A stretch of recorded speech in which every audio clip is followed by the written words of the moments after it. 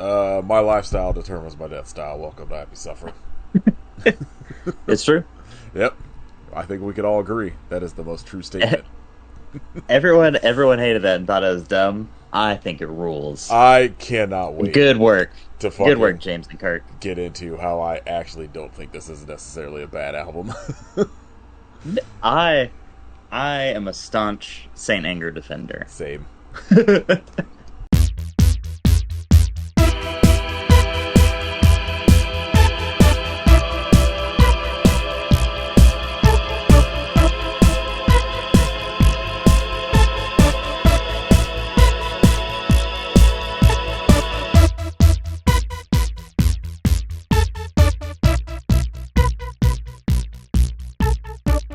This is episode 357 of I Be Sufferer. I'm Nathan. I'm Kit. We're going to talk about Some Kind of Monster, the Metallica fucking absolute disaster documentary. It's so good. It's so good. Fucking Robo Kickboxer left streaming as soon as we decided to do it, so I was like, let's talk about Metallica for a while. We're doing Metallica. Man, I this is the second time I've ever watched this documentary. And every time somebody's just like, oh man, you know that episode of The Office? It's like, I can't watch it. It makes me too uncomfortable. That's this fucking documentary for me. I'm like, it's everything in it is so fucking cringy. And I'm just like, God, man, you guys are like the world's biggest band. What are you doing? Right. It's just like, it's a group of like 20-year-olds that started a band that they wound up in for over 20 years and became super famous, and they never learned to communicate or express emotion. Yeah. And so it leads to them just being absolute freaks to each other. It's so funny to me when like metalheads online will like tweet shit about like, oh, none of this would be happening if Cliff Burton was still alive. And I'm like, no, this all like I think all of this shit would be playing out pretty much exactly the same. 100%. Except Cliff would have short hair too. Lars and James are still fucked up. Oh yeah. Kirk is still like just there. a sweet little pushover, man. We love Kirk, but I love that Kirk is just kind of like the weird, almost like Buddhist guy in the room the entire time. He's like listening to these two fucking he's trying to be like co-therapist with Phil. I like instead of hammering on each other, why don't we hammer it out in there? You're right, Kirk. Good call. I had seen the Metalocalypse episode where they bring in the band therapist that this is based off. Yeah, it's based off this. Like I saw it before Twin Credits. Yeah, before I saw this documentary, and so like I remember being like, this is really funny. And then rewatching it after I watched this for the first time, and be like, this is perfect. This is a perfect episode based on incredible. This movie. What? You guys don't have a band without me? It's like they fucking Brendan Small nails Phil fucking perfectly. Yeah, when was the first time you saw this? It had to be right after it came out on DVD, because I was working at Best Buy at the time, and it was a big release. I was working in the DVD section, so I picked it up same day. I was obsessed with Metallica at the time. Saint Anger's release was the thing that got me like finally hugely into them. You know, because I was a teenager, so you hear Metallica on the radio and it's like, oh, this is fucking cool, and then it's the lead up to Saint Anger and it's like, oh, this is sick. They filmed the fucking music video in San Quentin with actual prisoners. This is the coolest shit in the world. So I bought it and I watched it, and you know, they're the first band that I was obsessed with, so I knew like way more than any normal person should ever know about the history of a band and everyone involved in it. So I went in with a lot more like sympathy for the band than probably a lot of people did. But yeah, it was just like it was insane to watch, even as like a huge fan. It is. It's weird because, like I said, like I grew up where like Metallica was like my favorite band, probably from Oh yeah, like age 0 to fucking 15 or whatever, and then I started like getting into like Cannibal Corpse and like Morbid Angel and shit like that, and I kind yeah. of like left them to the wayside a little bit to where now I'm like I just like I'll have like a 1 month a year or whatever where I'm just like I'm fucking listening to everything Metallica did, and then I'm like, all right, I got my fill, I'm good. But like yeah, I was like I have elementary school pictures in like Metallica shirts from when my parents would go like see them on tour and like bring me home a shirt and shit. So like I was like obsessed with them. I have like very weird memories of having like arguments with people about like for for some reason having arguments where I was like a Lars defender against Dave Grohl for some reason, where people were like Dave Grohl's the best drummer in rock. I'm like, fuck you, it's Lars. Yeah. Have you listened to Injustice for All? Yeah, man. The You only album where he tried. listen to fucking Dyer's Eve. What are you talking about? Yeah. um, Funny side note. The one time I saw Metallica, they played Dyer's Eve like for the first time in like 10 years, and Lars like did not do any of the double bass on Dyer's Eve. Like he just couldn't do it. It like fucking ruled. there's the scene in the documentary where he's playing that one fucking drum part and he's just fucking like falling apart at the end of it every time, and I'm like, come on, man. He's like, it's so rough, and it's like it's so basic. It's like not anything crazy by any stretch. I am still somewhat a Lars defender in his drumming, where I'm like, I don't know, I feel like a lot of the time it fits It's what perfectly serviceable. yeah For what the music band is they write. doing. Like Yeah, I'm not expecting him to be like Dillinger Escape Plan level drummer for Metallica, you know. right. But there are some things where I'm like, bro, what are you doing here? Like Yeah. when James is like, I don't know, man, can you just play like a regular beat? It's like my favorite line of the whole documentary. But yeah, so like this came out, and like I have a fucking distinct memory of going to like this independent movie theater and being like, oh man, I could see Some Kind of Monster or Napoleon Dynamite, and I went to see Napoleon Dynamite instead. Damn, terrible choice. I mean, I agree, but also I think I was probably like looking at the run times and being like, I don't know if I want to sit in a theater for I don't. like Yeah, 2.5 hours, 2.5 hours. listening to a bunch of millionaires yell at each other. Right. So I They watched should put Uncle Rico in Metallica. Uncle Rico should have been their new bassist. just Tina the Llama's in there. I Yeah. So like I think when this eventually hit Netflix, I watched it and just like the secondhand embarrassment. And like I guess apparently it was supposed to be a VH1 like series. Like a little like 8-episode series or something first, and they were like Sure. they ended up buying all of the footage like and the rights from Yeah. VH1 to like redo it themselves, and I'm like, I can't imagine what you guys saw in this that would have felt worse than what you eventually released, because Lars and James just seem like the biggest fucking crybabies throughout most of it, which like James is going through fucking Yeah, alcohol. He's trying to deal with his like stuff. addiction Yeah. issues and navigate it, and then Lars is just being like whiny that James is being selfish. It's insane. It's one of those, no sympathy at all from Lars. It's one of those things where I really wonder, like, if this is the way like they make all of their albums, or this became a like post we're the biggest band in the world like issue. Because I feel like some of the like stuff I've seen from like some footage I've seen from like the Black Album, it's not like this, and I don't know if it's because they're drinking a bunch or not. But like, God, man, like watching them try to make this album, I'm like, this seems impossible. I don't know how you guys released anything. This did feature one of my favorite moments from that making of the Black Album, where Lars like wants to hear a song with vocals, and James goes, "You want to hear it with vocals? Go and sing it."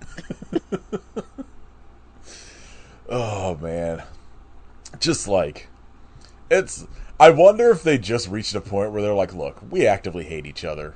but we're making a lot of money, so like, we Right. could keep it in check. What Yeah, feels like being basically married to, two other I dudes mean, for 20 something years, like I've heard and you're on the road most of the time, I've, making a shitload of money you gotta deal with, probably drives you insane. Like, it ruins your brain. I've heard a lot of people like basically say like being in a band is like being in a marriage with like four other people or whatever, and I'm just Yeah. like, yeah, that sounds horrendous to me. Yeah. Want no part. Like it's either you're Glad I was bad at guitar. yeah, it's like one of Like, those things where I'm like, it's like the double edged sword of like, well, I can be a band and just never get anywhere and it sucks, or I could become massive and just be like, yeah, this also sucks. So, yeah. Oh, there's no winning here. yeah, I like it's. I also like it's one of those things where like I can't imagine the absolute like mind fuck it has to have been to like be them where like ideally they are like they're not like clearly not the first metal band, but they're probably like the first one to make it like that big. Oh, But yeah. like and like the amount of shit that did happen to them in like the process of that, or where like Cliff died, fucking James got fucking set on fire, and Yeah. like all that shit. That fucking story is horrendous. Had to deal with man. Guns N' Roses. Yeah, yeah. That's another tour I believe my parents went to see. So like, Low key jealous. I'm sure it ruled. oh man, Except like for, Axel not showing up for 3 hours or whatever. I think they like my memory is that they went to one of the ones that was like pretty much fine. Because I know they went to like Lucky. one of those like Day on the Green shows where it was like Metallica, Oh, yeah. Soundgarden, Faith No More, and maybe Queensryche, something like that. Because I remember I used to Sick. have like a shirt from that with like the fucking insane puss head artwork on the front. Yeah. God, man, Metallica used to be so fucking cool. Yeah. Like, Shit rip. all of their aesthetic, like preload, was so sick. And I'm a Load defender. I think Load's their third best album. Hottest take you're gonna hear on this episode. Yeah. I'm going to say Load's good. I think their only actual bad album is Reload. I would agree. And it's with got a that. couple bangers on it. Reload is the like Reload feels like 100% the like B-sides album to Load. Yeah. It's just cast offs. Like, I haven't listened to I think anything since Hardwired maybe. Because I know they've got at least one album. their since new then, one's but fine. Yeah, like It's like, it's exactly, it continues in the vein of Right. everything since like Death Magnetic. Yeah. Where it's like, hey, there's some good songs on here and there's some that are not good. I saw they had like some weird like acoustic live thing, and I was like, I gotta listen to this because I need to hear what this shit sounds like acoustic. Like I think my falling out with Metallica for a while was that S&M album, because I don't know why, but I fucking hated that album.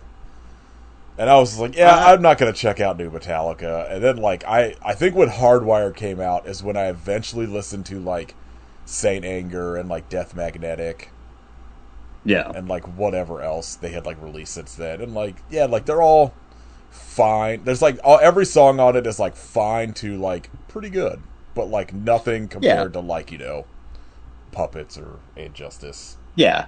It's clearly just like old dudes trying to capture the spark. Yeah. And they don't quite get there, but like there's some good stuff.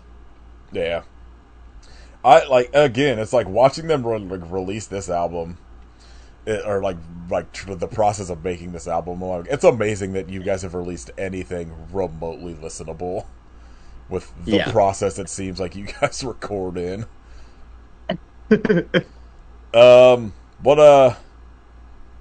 What's your take on Robert Trujillo? I think that's how his last name's pronounced, as their bass player. Oh. I love Robert. I feel like he fits super well. It doesn't sound like it at first when it's like, oh, the dude from Suicidal Tendencies and Infectious Grooves. That's kind of weird, but no, I think he fits. I think he fits super well. It's really weird seeing dudes like Jordy White and Pepper Keenan I and know. shit trying out. That's like, wait, what? Yeah, and like the people that they had like try out, like Pepper Keenan, I get that makes sense to me. But Sure. like Twiggy, I'm like, what? Yeah. I Like, just huh? I just picture him in like full like Marilyn Manson like fucking gimmick playing out there with them, Yeah. and they're like fucking like short hair, fucking whatever bullshit they had going on at the time. Like it would be so weird. Even like Robert looks weird as shit playing with them, but like he's a fucking sick bass Yeah. player. So Yeah, I he's got his basketball jersey I, on, like I like the face down at his shins. the one time I saw Metallica was like, I think it was like for Injustice, but it may have been Black Album. It was the first concert I ever went to, and it was Metallica, Danzig, and Suicidal Tendencies. And it was so sick. Like, I think it was Suicidal Tendencies on like Lights, Camera, Revolution, Danzig on How the Gods Kill, maybe Danzig 4, but I specifically remember like mostly a lot of How the Gods Kill being played. So I guess Metallica probably was on Black Album then. And like it's wild that I'm like, oh yeah, I was at like a show that they probably fucking met Robert at, like, you know, like Yeah, that right. tour or whatever, and then eventually becomes their bass player. And he's still there somehow. Yeah. I feel like has he passed the 14-year mark? Has he Oh yeah. outlasted James? That I mean Oh yeah, I guess because this documentary was that came 2003, out so yeah, the documentary came out 21 years ago. I like when they started talking to him and they're just like, oh yeah, you know, $1 million signing bonus. I'm like, god damn, man. Yeah, right? It's like, excuse me? I'm going to be able to come in here and be like essentially the hired hand, and I'm going to be a millionaire. This is going to be so sick. Right? It's like, I'm sure more money than he saw in his, like, suicidal tendencies time Oh combined. yeah, Like, 100. I crazy. well, the only one because he was Ozzy's bass player before, so I'm assuming he probably made pretty Yeah. fucking good money doing that. But like, Yeah, that's true. is he still doing suicidal tendency stuff? No, I guess it's just Metallica. No, I don't think so. I think it's just Metallica. It says he's currently in like Infectious Grooves, but they're like barely a band. They like Yeah. maybe releasing like an album and maybe like a mini tour like every 5 years or something. But I was curious if he was still in Suicidal Tendencies, since I know that was like their big fight with fucking Yeah, Jason. who I fucking loved Jason, and I don't know if it was just because he was like the bass player I was mostly familiar with, since like he was there like most of Sure. my like growing up age. But like he just seemed like he fit that band, like the aesthetic, like he was like the hype man of that band for that entire period. Like just watching him play Yeah. in any of that like concert footage, you're like, this dude is having the time of his life. Yeah. And then Him doing Creeping Death is always so good. oh man, then you hear him in Echo Brain, and I'm like, what the fuck is this band?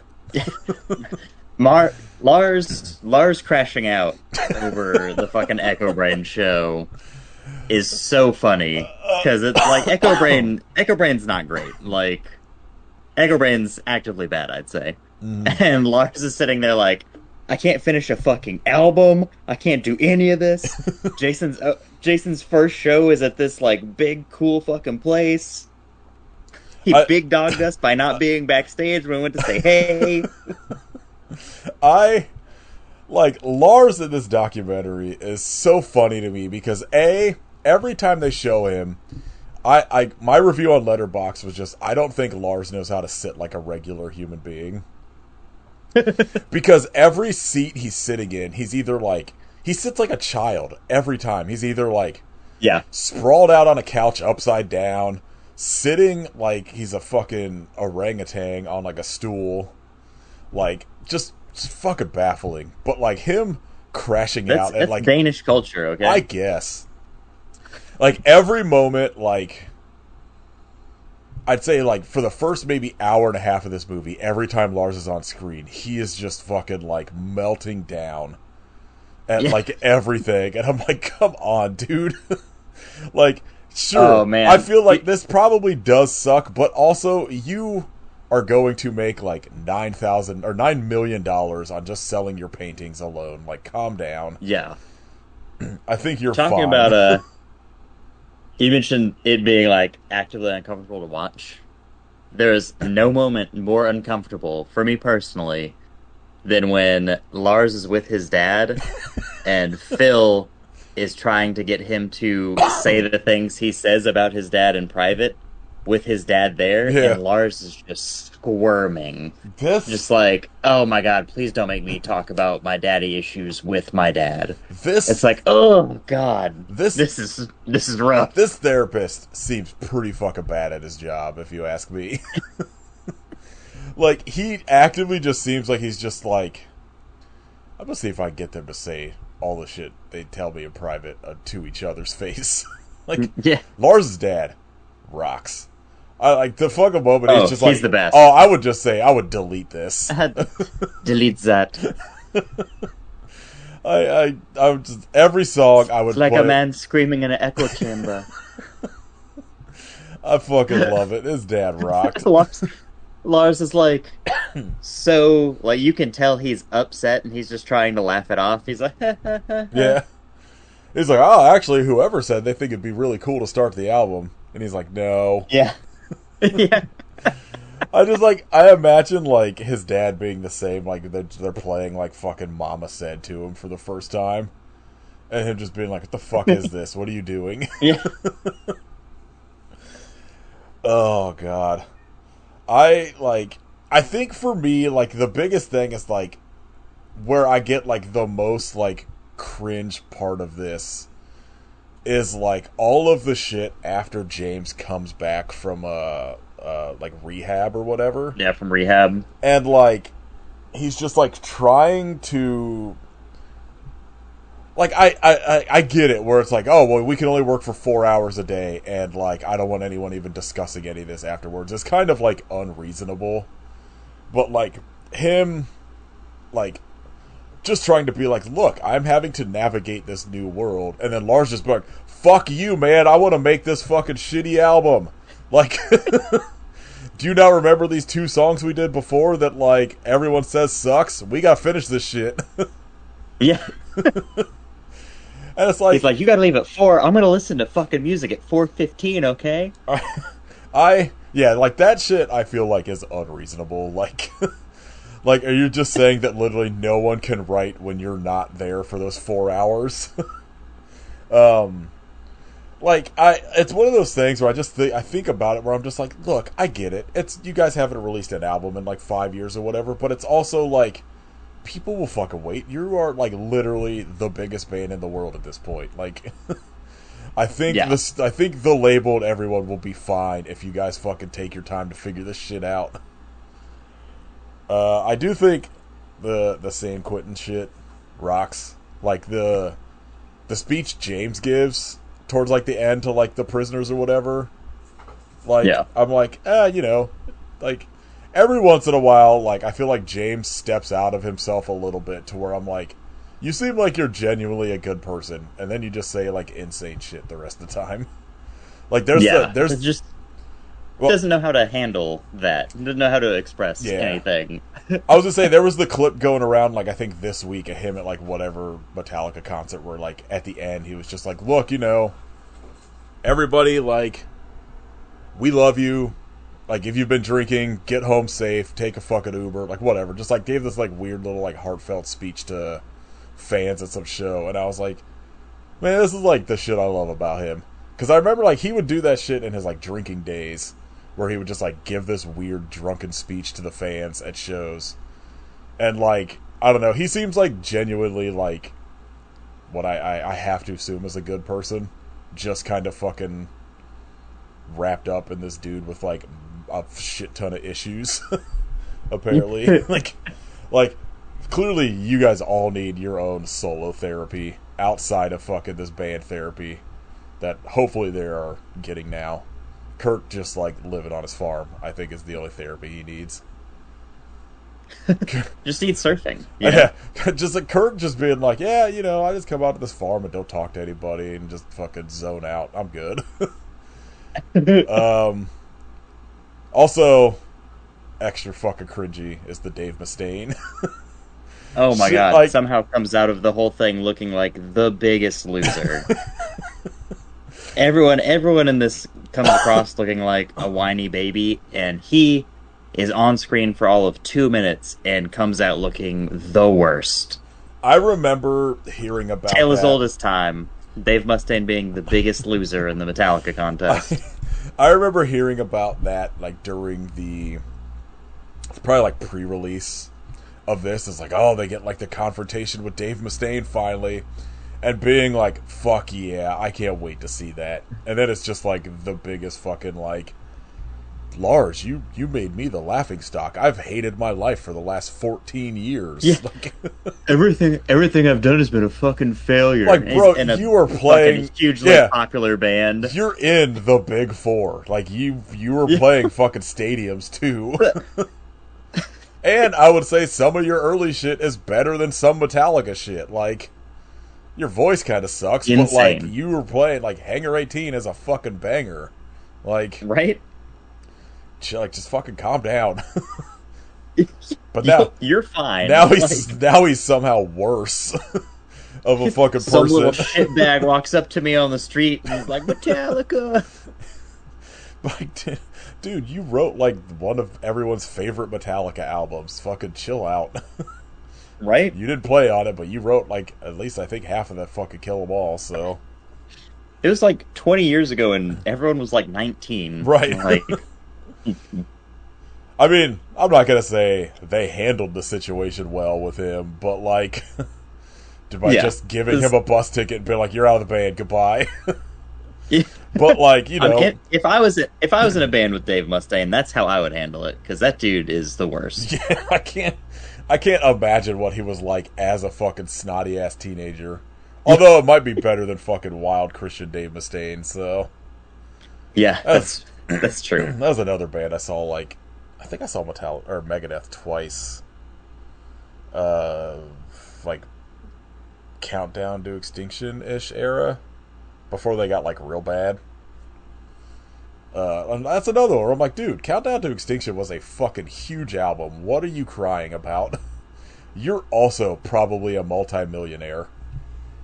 You're cutting out. You're cutting out. I can't hear you. I was just saying Dave Mustaine's also probably a fucking multi-millionaire, so like, oh yeah, 100%. Calm the fuck down, dude. Like, all of your lives worked out fucking the best they possibly could have.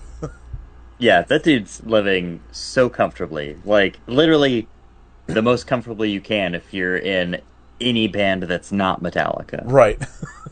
Like, you're lucky that, like, both of your bands were coming around at a time where people were, like, receptive to, like, heavy metal, and you became huge. Because, like, no fucking metal band's doing that now. At least not what I would say is a real metal band. Like, I don't know, like, even, like, a band like Disturbed probably is not, like, at that level. Put Dave Mustaine in Sleep Token. Dave Mustaine in blackface. Have you seen? He's got the hood and the sword. Have you seen any of that fucking drama going around where someone was just like, "Yeah, I think they're in blackface," and now like everyone's like, "Wait, what?" Did not see that. Oh man, I don't know. Someone. I try and actively avoid all Sleep Token stuff that I can. I had never heard them, and then like randomly, I think a reel of their cover of "Hey Ya" came on, and I was like, "What the fuck is this?" Like, how is this band that looks like this playing this, like, weird Imagine Dragons type music? Yeah, it's rough. It is rough. Yeah. This is my most gatekeepery, like, get off my fucking lawn shit. Like, get this fucking garbage out of my face. I'm like, yeah, I'm generally one of those people. I'm like, I don't know, listen to whatever you want to listen to. If you're fucking way into Imagine Dragons, fucking, fine, I guess. You're not, like, hurting me. But, like, every once in a while I hear a band like that, and I'm just like, who, like... it kind of goes back to, like, one of the things when, like, they show, like, the Jason Newsted, like, Echo Brain shit. Where you see his, like, other band members, and I'm like, yeah, you look like you guys would be in a band like this, but Jason doesn't. Like, you see those sort of, like, general, like, fill-in musicians that play with some bands... where you're just like, Yeah. and then you hear like, I don't know, it's like that, like the people that make music that sounds like, I don't know, like Nickelback or Fuel or like one of those type bands. I'm like, what made you fucking like decide this is the type of music you want to make? Right? Like, I don't understand. What about this spoke to you? yeah, like I'm always like, especially when it's one of those bands that's like a band that has like slugged it out to like get like, you know, in like clubs and shit to like get to like that level of popularity where like Nickelback wasn't like a studio made band. They were playing like small ass shows, and I'm just like, why was this like the music that you chose to make? Right? It's always baffling to me, and it's like every one of those bands always has the dude with the shitty tiny mohawk that's dyed black. Like, it's just like, this is exactly what every local band looks like. Yeah. You know? Every local butt rock band. Every local band that's playing Stained covers. Yeah. Looks like Echo Brain. And I'm always like, it's just always baffled to me where I'm like, I'm going to start a new podcast where I just talk to these people and I would have been like, why? Explain yourself. Like, well, my favorite. What's your problem? My favorite band growing up was Alien Ant Farm. Yeah. All right, never mind. That's enough. End of podcast. I love Papa Roach. Yeah. Like Papa Roach, I even kind of understand since they came out of that sort of, they were coming towards like the end of that like nu metal era. They stole that Iron Maiden riff. Like, it's like, I get it. It's just like I sit and I imagine like 21 Dragons playing to like, or Imagine Dragons, 21 Dragons, might as well 21 Pilots, but the same fucking bands. So either of those bands just playing like to a show to like the other bands and their girlfriends in like a bar, and like I just can't fucking imagine it, you know. We're like, yeah. So it's one of those things where I'm just like, I don't know where these bands come from, and it like baffles me. Like all of a sudden, like a band like Sleep Token, I'm just like, where? Like all of a sudden, everyone's talking this band. Who the fuck is this? Where did they come from? Why is this music so bad? Where's your blast beats? Come on. Yeah. I like fucking. It's coworker. It's coworker music. Yeah. It's just the shit you hear in the, like, I guarantee you within like 5 years some Sleep Token song will be playing in every grocery store. What a fucking nightmare. Yeah, the fucking James and Lars aspect of this is, I don't know, man. It's like just everything. Like watching them make this album is just unfortunate to me.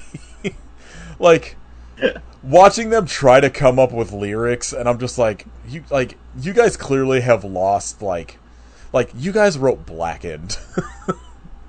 Like how, like, why? I get it. You're fucking rich as shit. You don't really have real world problems anymore. But I'm like, I don't, like, what do any of these lyrics even mean anything to you? Like, it's so weird. Like, it's one of the weirdest kind of like behind the scenes sort of like album making ofs I've ever witnessed. Cause I just like, I constantly go back to like, man, on like Ride the Lightning and Master of Puppets and Justice for All, you guys were writing like lyrics with like meaning to them, and now it's my lifestyle determines my death style, which again rocks. You know, yeah. I'll stick by that. I'll go with that line, but I'm just like, I just want to be like, can you explain the meaning to like half the lyrics you're saying on that you guys are writing on this? Because I think you're just trying to find something that sounds cool but means fucking nothing to you. I mean, in fairness, that's heavy metal. Like, I'll take it over fucking Don't Tread on Me, but you know, it's just like, it was such a weird fucking thing. Like, I remember watching this for the first time, and again, like I said, being like such a fucking massive Metallica fan as a kid, and being just kind of like, what are you guys talking about? Because like none of this shit makes sense to me. And they'll just be like, yeah, it's about like feeling frantic, and I'm just like, all right, you don't you don't know what you're talking about. All this frantic tick tick tock of hurry. I mean, I guess like at the same time, it's not like Load and Reload are much better lyric wise. I guess. Yeah. Like those are other albums where I'm just like, yeah, you guys don't really have much to say anymore. You're just like, yeah, you know what people like? Going fast. Give me fuel. Give me fire. Oh my god, James driving in that fucking small ass weird fucking car. Oh, his little like beatnik mobile. Yeah, he got his helmet and his goggles on. Like, all right, Jay Leno. Yeah, I feel like the biggest fucking like change for me was watching James go like, or I guess like he probably was always somewhat like this, but like was not like what I saw as like a kid. But I like seeing James go from like fucking big ass like lion's mane of hair, fucking being a lunatic on stage to like this dude and fucking like nothing but like the fucking shitty greaser button ups. Yeah. And shit. I'm like, come on, man, come on. Like, I don't expect you to be a fucking teenager forever, but you kind of like, you look embarrassing to me now. It's very weird, like seeing them all in like dad mode. Yeah, you know? Like they've got their dad clothes on and shit. Yeah, seeing fucking James at like this kid's like ballet practice or whatever. Yeah. Like, I get it, like, good for you. But also, like, it's again, like, everything I think about in this movie, I'm like, this is kind of embarrassing. I'm like, I want to know what VH1 was going to do with this. That they were like, no, we can't let you do this. Because, like, I was always under the assumption that this was just a documentary that, like, they had just made themselves. And then, like, reading that it was originally going to be, like, a little VH1 miniseries that they just agreed to, I'm like... It's just like a promotional thing. Yeah, like, look, we've got a new album coming out. Check it out. And then it's like, oh wait, we're all spiraling here. I'm just curious, like, what the, like, I guess the original idea was just going to be just like a making of, but I'm also like, I don't know, like, you brought in a band therapist, you had to have known something insane was going to happen with this. Because was Phil there? Yeah, he was there pre-James going to rehab. So, like, they clearly knew they were having these fucking issues and, like, we're gonna need help, so... What the fuck? Like, I would like an update on this documentary where they just tell me specifically what they were planning on with it. Bob Rock, I hate. I watching it this time, I was like, oh, Bob Rock actually seems like much more reasonable and fine than like when I watched it the first time 20 years ago. I was like, fuck this guy. Well, like, I mean, I hate the idea of like so and so like ruined a band, but Bob Rock to me feels like the guy that's just like kind of took their edge off them a little bit. And I don't know if that's true. It could just be that like I'm just equating him with like, well, Black Album's where it starts, and like he was there for that, so. But it is funny to him to just kind of being like, I don't know, can we just like go fucking practice and record some shit instead of fucking like arguing about how like what time we need to spend doing this. I'm tired of sitting here with the therapist like we've been doing for 2 years. Can we please like write a song? My dude, it's been 640 days. We have 2 songs. Right. He's like, I'm trying to record other bands also. Like, I love the scene where they have Lars go sit in the corner and just yell "fuck" into the microphone, and like, I'm like, again, Lars, be less embarrassing, please. Like, say "fuck" in like a more embarrassing way, and like, God. Lars is such a fucking... Him shouting it in James's face. Oh my god. Insane. That whole scene where he's just pacing back and forth and just like no one will say anything and he's just like the like most bland ranting about like what they should do. That's just him just like, fuck Fuck. Fuck. And then just like the next cut is him screaming in James' face. I don't know how you could be like. I feel like I would like this. The minute someone just yells in my face like that, I'm like, this band's done. Yeah, I'm like, 100%. We are not doing this ever again. And like Yeah. again, like all of this insane shit between the two of them happening, and then there's just Kirk like sitting over there, just kind of like twiddling on a guitar. Poor Kirk. And then it gets to the solo stuff, and they're like, "No, actually, we think guitar solos are lame. So Kirk, just do something else." And Kirk's like, "Fuck." I fucking that whole argument is so fucking baffling to me. We're like, Kirk's like, yeah, I don't think we should just like cram a solo in there to cram a solo in there, but like, why are we gonna like date this shit with like what's popular now? Because it's, and he was right. He's not wrong. Yeah, like, he's 100% correct.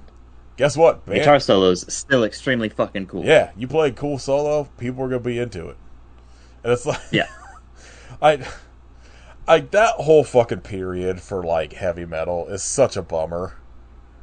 Like, at least for, you know, like general sort of like populist heavy metal, where like the way everyone reacted to like grunge taking off and then like new metal taking off, I'm just like, you guys reacted the complete opposite way than you should have. Like, why did every band all of a sudden decide they need to like fucking do grunge riffs or new metal riffs in that era and like all this shit, and then I just like abandon it immediately when it's not popular anymore? And I'm like, I remember those albums, bro. I remember you guys doing this shit. yeah. People don't forget. Yeah, like that stuff. Guess what? Music is forever. It's still here. I could listen to your discography and be like, oh yeah, this was clearly 1998. Just bad. Music's bad. Everybody stop making music. This is my take. We've got enough. It's my takeaway from this documentary. Yeah, I don't know. Do you like what else stuck out to you in this? It always sticks out. Like, it's always very wild that a band so large is willing to be so open and vulnerable and show everyone like, hey, this is how fucked up we are. So like that still 20 years later is like, damn, I cannot believe they did this. But another big thing now, watching it now in a time where therapy is kind of a very normal thing and mental health is a very normalized thing that people talk about and try and tend to. Like, it's wild watching it now, seeing a bunch of grown men trying to do that together. And I remember very vividly back in the day, you know, everyone hating on it and thinking it was fucking stupid and lame and that kind of shit. And now it's like, hey, good for them. Like, they're kind of really ahead of the curve, it feels like, you know? Oh yeah, like I'm sure there's still fucking metal dudes. They're just like, these pussies just fucking get in a fight and then hug each other. It'll be fun, you know? Right? Like, it is interesting. You're grown men, figure it out. Like, it's... I think it is kind of like... I'm sure this was like a overall, looking back, probably like an experience where they're like, well, this was really painful, but it led to like good things. And I don't think this documentary probably could not have happened at like any other time in their career, because like if you look at like their trajectory, where they're at going into Saint Anger, they're probably like for their first time, they're probably like critically like lowest point. Because, you know, like, everything through the Black Album, I think, is pretty, like, overall, like, maybe not at the time some of them were released, but, like, by the time, you know, they are the size they are during the Black Album, like, all those albums are considered, like, classics, and, like, well, you know, all albums that, like, generally people into that genre love. And then, like, Load and Reload happen, and, like, they lose, like, some goodwill with some people, and then the Napster shit happens, and they lose, like, a lot of goodwill with people. that was another aspect I kind of forgot about when I rewatched this. I was like, oh yeah, I forgot that this is like right at the tail end of like Lars fucking going after Napster for a while. And like it's just, I don't know, like I think them doing all of this therapist shit after, like at the period they're at, like is probably the best case scenario for them in this, like in doing this, because like I feel like before or doing it after, it probably would have just like imploded the band. Like I think all of the dominoes falling where they did kind of probably worked out in their favor for this like, you know, therapy shit, because like outside of like the just in general, James and Lars probably never really getting along. Like, you know, they're coming off like a bunch of like shit for the first time in their careers where they're just like, oh, I think people might not like us anymore. I will say, like, the one thing in this that I do like I get, like I've said, I'm like a Lars defender, but like he comes off kind of shitty throughout a lot of this. But I do think the one part that I'm like, I do really feel bad for him for is like him talking about his relationship with James, where he's just like, you know, when it's just like the two of us when we were like 19 in my bedroom listening to like new wave of British heavy metal records, like that's the James I know. But the minute you get him around other people, it's like I don't exist to him and shit. And I'm like, man, that sucks for somebody that's like been in a band. So rough. Yeah, so rough to hear. Like being in a band with somebody for that long, where you're like the two only original members left, and you're like, I don't think James is like considers me a friend. And you're like, yeah, come on, dude. I feel like whenever Kirk like is like, oh, I finally heard from James, and I know it's not sounded Lars. like he was kind of lumping you in with he's lumping you in with the business side. It's like, oh my god, this is so sad. Like I do feel bad for Lars throughout like a lot of this, despite some of the aspects of him where I'm like, yeah, man, you could be like a little more fucking like receptive to James being like, I just got out of fucking rehab for like a year and I need to change some shit. And you're like, well, we gotta make this record, so fuck off. Like, yeah, that aspect, like, oh, it's such a bummer. And because I think that leads into him meeting with Dave Mustaine, and then I'm like, he just looks so over it dealing with Dave. Yeah. like I think that entire scene is like maybe 2 minutes, and I think Lars says like one sentence to him, and it's just Dave just fucking like, do you understand, Lars? People yell Metallica. What I went through. People yell Metallica at me. Like, cool, grow up. Yeah, damn, bro, that's rough. Like, you had. I'm sorry that happened to you. Oh man, that's all I want to do now is just see Dave Mustaine out in the wild yell Metallica at him. Oh my god, Anthrax. That'd be the best. Yeah. I'm gonna yell fucking Metallica and Democrats at him. See what happens. Just yell Biden at him. He's fucking full on meltdown. Yeah, I don't know. I feel like overall, even if you're like not a Metallica fan, it's an interesting watch. Of like, oh yeah, like in general, it just gives you like a fucking look into just like a band of that level that like you don't usually get to see, because I feel like a lot of bands when you get to like that size, like you only ever see like the parts they want you to see. Yeah, you never see behind the curtain. Yeah, and like this or any of the issues. This is some like you know, even if you look at like the VH1 like behind the music stuff, like, they'll get into, like, some shit with bands where there's, like, issues with band members. But, like, this is, like... It's not them opening up, like, in the moment. Yeah, and it's, like... Like, about everything. Like... and how it affects them daily and their struggles with it. This is, like, a look into just, like... what happens when you, like... your band takes off when you're, like, 20...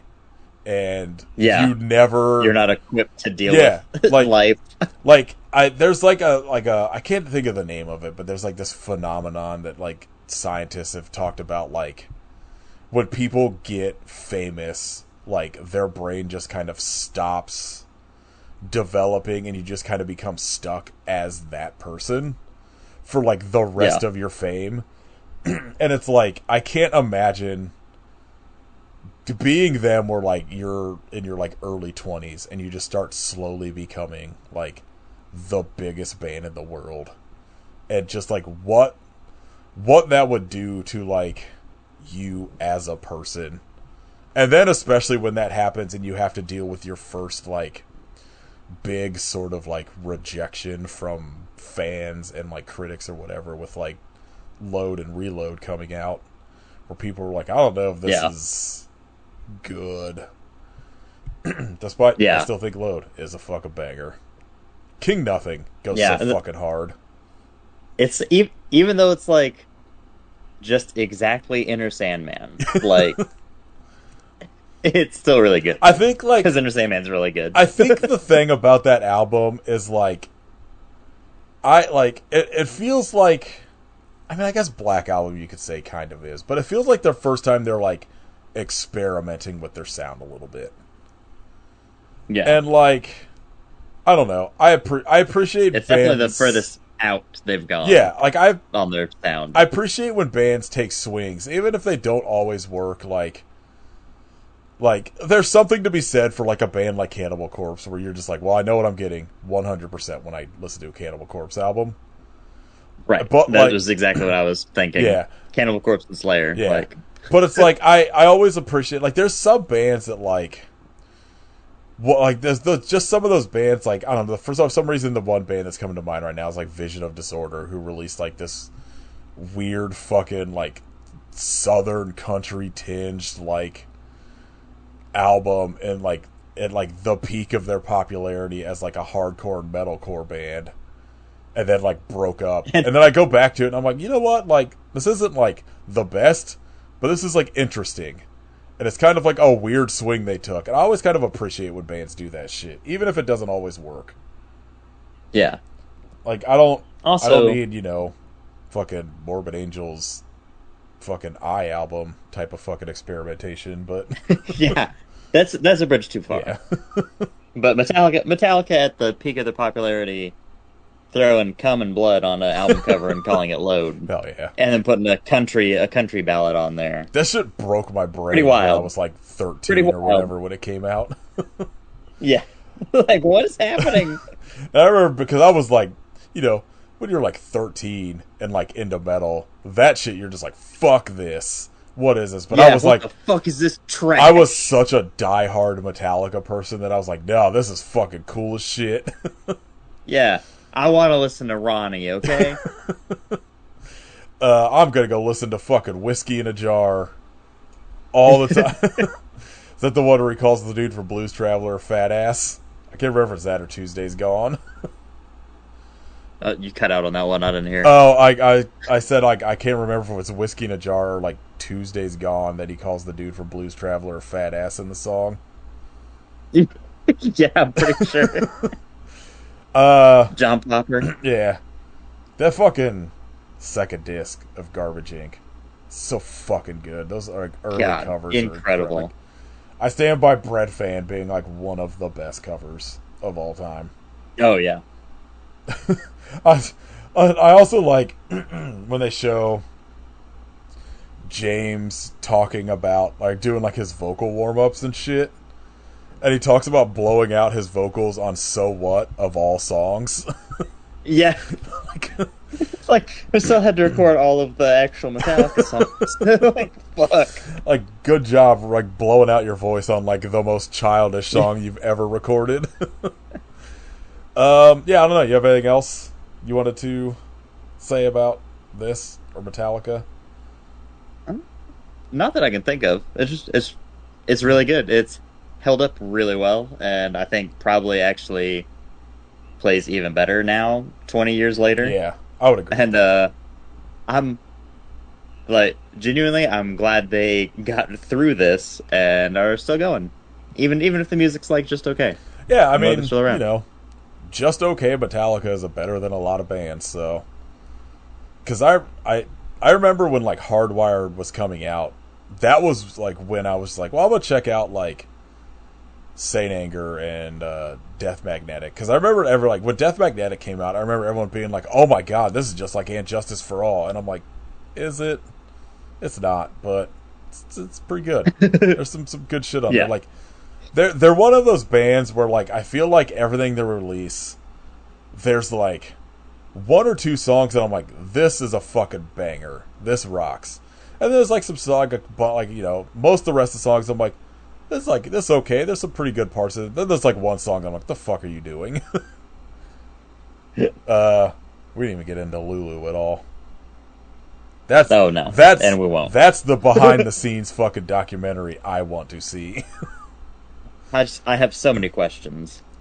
What, like, again, like I said, I'm all for bands taking a swing. I don't know what they were doing with that. Such a fucking baffling collaboration. In baseball, you can take the swing, but sometimes it's very obviously a ball, and you need to not swing. That, like, you need to let it go. You need to take the ball. If it was, take a walk. If that album was just like a weird little 4-song EP, I bet people would have been more receptive to it than like the full length, like, because it's fucking weird. I listened to that like I am the table. I listened to that shit for the first time in like forever recently, just to be like, I wonder if like my mind has changed on this. It did not. It's bad. All right. What else you watched lately? I saw you went and saw Friendship. Yeah, Friendship fucking ruled. I think it's really the only thing that I've watched recently. But it's fucking incredible, and I want to go see it again, to be honest. Dying for that shit to come to physical media, because I want to see it so bad, and I just did not get a chance while it was playing near me. Yeah. Yeah, it was one where I told Tess, I was like, I know I've chosen a lot of the movies recently, but we have to go see Friendship like ASAP, because I think it's only going to be in theaters for like a week. Yeah. So it was like it was only playing here for like the 1 week, and it was like the 1 week they fucking changed my schedule for the first time in a while, and I was like, god damn it. Let's see, what did I watch? Watched The Wedding Singer for the first time in like 20-some years. Hell yeah. It's fine.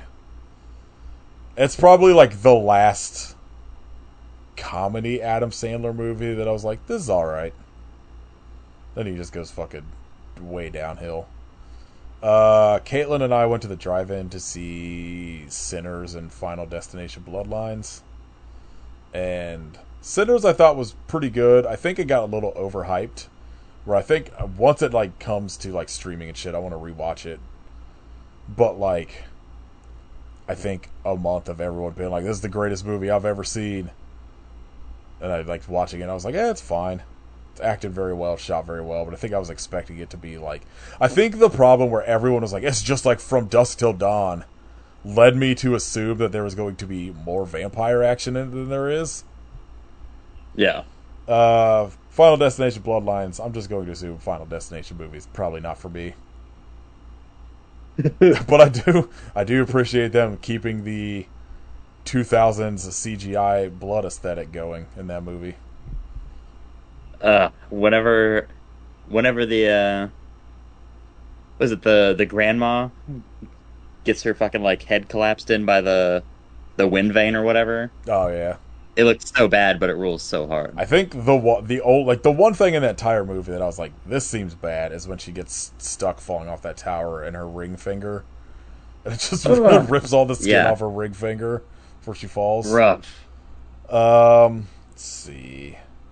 I watched 1985's The Ripper, quote unquote, starring Tom Savini for 3 minutes in it, where it's like this fucking baffling like 80s shot on video movie that is close to 2 hours, about modern day Jack the Ripper that says it stars Tom Savini, who is only in it as Jack the Ripper for like the last, or for like a minute and a half or something in it.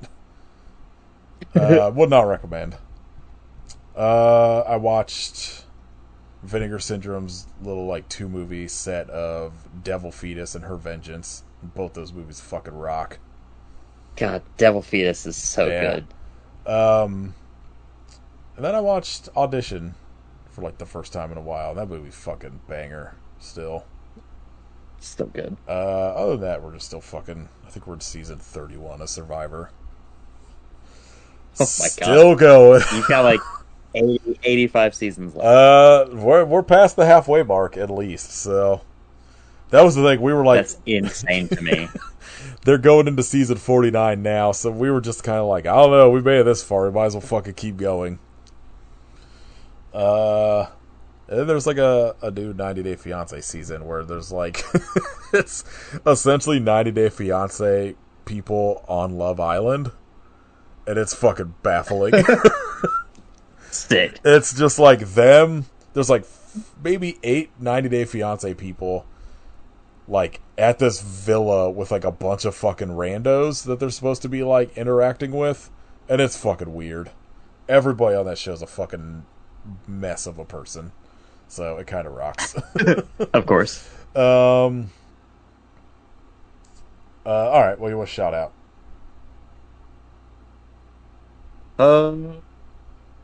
Great question. I haven't watched it. I'm going to say Predator, Killer of Killers. I assume it's fucking good. Tune in next week, and I'll let you know. Yeah, I need to watch. Like we had Hulu like paused for a while, and it finally like it just kind of like we forgot about it and like re-upped. So I need to watch Prey, and I'm gonna watch that sometime this week. I'll say this was like literally the only reason I still have my Hulu sub. Like, I've been my shout out is gonna be Alien novels. The Alien novels, all fucking weird as shit.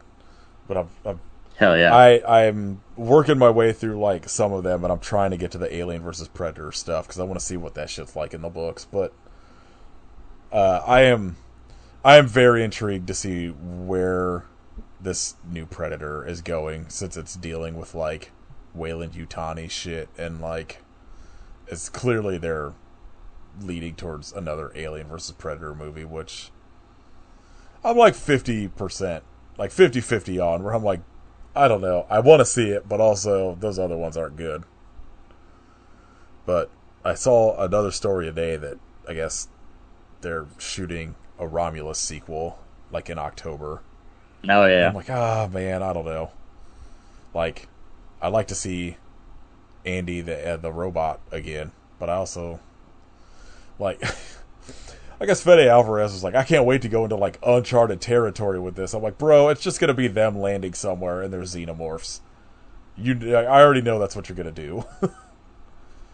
Yeah, Alien novels, weird as shit. I'm currently reading one about how people are using Queen Xenomorph Royal Jelly as like a drug, and this drug company wants to get more of it, and I'm like, what? Incredible. So they're like, I'm like halfway through it now, where they're going to like a fucking another planet to harvest this fucking royal jelly to turn into like this drug for the military to like that works as kind of like a fucking super steroid or some shit. And I'm like, what? All right, I'll go with you on this, I guess. See where this is going. Insane. All right. Did you have an? Gotta get to the one where they have the aliens fight Roman soldiers. I'm working through all of them, so I'll get there eventually. Alien phalanx. There's so many fucking Alien novels. It's crazy. Oh yeah, it's fucking absurd. And like again, like I don't know how the movies aren't leaning into like adapting some of the books and shit, because the books have like so far, like I can't necessarily say they've all been like great, but there's shit in it where I'm just like, I don't know, this is more interesting than just like the 5th iteration of just like, what if someone lands on a planet and happens to be xenomorphs there? Now there's a bunch more fucking cannon fodder characters. And what if we mention Ripley again? What if everything ties back to Ripley? Like, doesn't need to. Yeah. Everything's Ripley time now. Like, that's the thing, is so far, like, most of the books, like, someone will, like, mention this fucking, like, story that's traveled throughout the galaxy of this, like, person who survived, like, being on this planet with all, like, they'll mention, like, the Ripley sort of fucking, like, tall tale that has, like, gone throughout the galaxy. But, like, so many of the books have, like, nothing to do with, like, the Ripley storyline. And I'm like, this is so good. Like, just do this. Do literally Yeah. anything else. Like, you have the entire fucking universe. Like, if you could just literally just, like, fucking drop into just one planet where they're, like, xenomorphs happen to be, and, like, there's, like, a colony or some shit. Like, you could do anything. It baffles me that, like, everything has to constantly tie back to Alien and Aliens. Yeah, I don't understand that. Just like I don't understand it with Star Wars. Yeah. Everything's like, oh, but Luke Like, Skywalker. I don't care. I Bro. get it. I don't care. It's just studios being like, people are dumb and won't fucking accept anything that's not Yeah. tied back to the original. They don't want a new thing. Like, one of the comics was so sick because it was just like this, like, group of scientists trying to find, like, drinkable water to bring back to Earth on another planet, and they're all just on this fucking ice planet, and, like, a face hugger was just, like, stuck in the ice that, gets melted out, and, like, then shit goes haywire. And I was like, this rocks. Like, what a good idea. Xenomorphs on a fucking ice planet. And instead, we just get fucking the same rehash of shit that I still like. I still like, I'm gonna watch Alien Earth. I don't have high hopes, but I'm gonna watch it. Alright, did you have any ideas for next week? I think Katie is back after the next time we record, hopefully. Okay. So Yeah, I haven't thought of anything. let me see. I'm gonna see. I haven't looked through Tubi. I haven't been on Tubi in a while. Yeah, I've been just mostly go through, like, my fucking backlog of physical media stuff. I haven't fully looked at Tubi. See what I have on my watch list. See if anything actively streaming looks good. Good being a relative term.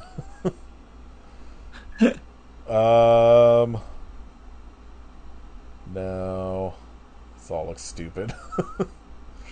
My watch list is fucking baffling on here because you could tell, like, what period we were in on IMDb Suffer. We're like, oh, here's like 25 Bigfoot movies. Then we're like, we're tired of Bigfoot. There's a bunch of shark movies. Oh, what was that fucking movie called? I had an idea, and let me see if it's fucking still streaming. What the fuck was that movie called? Oh, God, I can't remember what it's called. There was some shark movie. Oh, was it like Glam Metal Shark? Or some shit? That sounds incredible, and I hope that's it and real. Yes. I want that. Kaiju Glam Metal Shark Attack. I'm in. 70 minutes. Done. It's Sold. on Pluto TV or Roku if you have it. So, all right, we're doing yeah, it. we'll do that. I mean, it's got the same rating most shark movies do, where it's just fucking a shit ton of 1.5 and below, but I know that means it's good. Yeah, when it's a shark movie, that's the best you could hope for.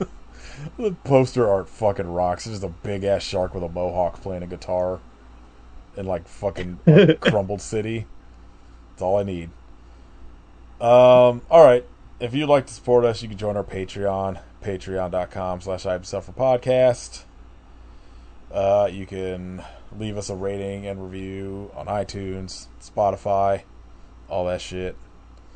You can follow Kit at Hidden Kitstery and Kitrification of Blood. You playing that new Doom? Or you already fucking finished that? Oh, yeah. It's so fucking good. It fucking rocks. Caitlin's nephew apparently recently got Doom 1 and Doom 2, and I was like, oh man, you are in for the best time. It's like, I don't know, like, were those ever, like, remastered, or is it just only the originals you could play? Yeah, they just released a remaster for 1 and 2 like 6 months ago, Okay. and then 64 got a remaster like Ooh, it's probably 3 or 4 years ago. Yeah, I don't know if he's playing like But they're remasters or super good. not, but I'm like, just play the originals. The originals rock. Get Yeah, Wolfenstein. it's still so good. I was Still so I good. was like, you have no idea how much time I spent sitting in the dark playing Doom 2 and listening to like The Cure. It's like a fucking teenager. Anytime my dad, like, whenever he worked at the gym and was going, like, if he'd have to take me, I would just hang out in the office and play Hell Doom yeah, the whole that time. rocks. It was the best.